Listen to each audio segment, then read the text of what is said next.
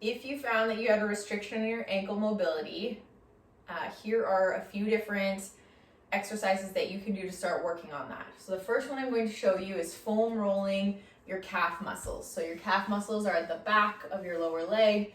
You have lots of different ones that all go down into the foot and ankle, and so if those are tight and not moving well, it will affect how well your ankle is moving.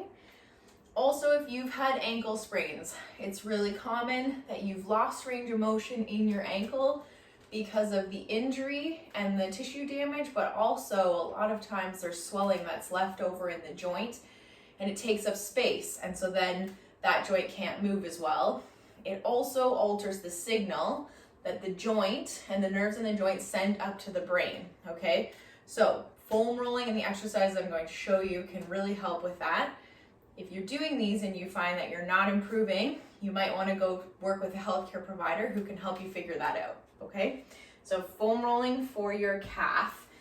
Any length of foam roller, if you have a long one, you can use a short one. If you don't have a foam roller, you can also use a ball, a tennis ball, a lacrosse ball, a release ball. And what you'll do, you're gonna sit down and you're gonna put your calf on the foam roller and you're gonna roll up and down from your knee all the way down to your ankle, to the back of your heel. You can turn your foot out to get the outside. You can turn your foot in to get the inside. And if you feel a spot that's a little tender, a little tight, you can spend a little bit more time on that area.